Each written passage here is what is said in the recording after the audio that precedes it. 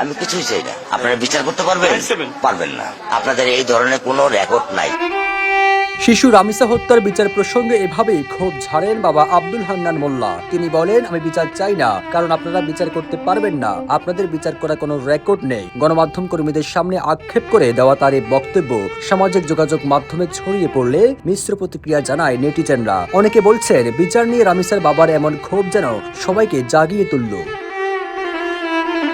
গণমাধ্যমের সামনে আক্ষেপ করে শিশু রামিসার বাবা আরো বলেন, আপনারা বিচার করতে পারবেন না, রামিসাও আর ফিরে আসবে না, আপনাদের বিচারে কোনো উদাহরণ নেই। এটা বড়জোর 15 দিন চলবে, আবার কোনো ঘটনা ঘটবে, এরপর এটা ধামাচাপা পড়ে যাবে।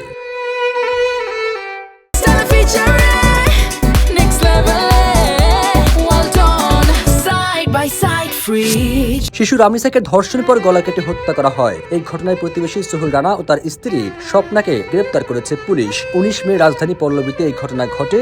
জানা গেছে, এদিন সকাল 10:30টার দিকে রামিসাকে স্কুলে পাঠানোর জন্য খুঁজতে গিয়ে তার মা পাশের ফ্ল্যাটের দরজার সামনে তার জুতা দেখতে পান। রামিসার মা যখন দরজায় নক করছিলেন, তখন ভেতরে হত্যাকাণ্ডটি ঘটনা হচ্ছিল। মূল অভিযুক্ত সোহেল রানা যেন পালাতে পারেন, সেই সুযোগ করে দিতে স্ত্রী স্বপ্না দীর্ঘক্ষণ ধরে দরজা বন্ধ রাখেন। এক সংবাদ সম্মেলনে এসব তথ্য জানিয়েছেন ডিএমপির অতিরিক্ত commissioner S N Nazrul Islam.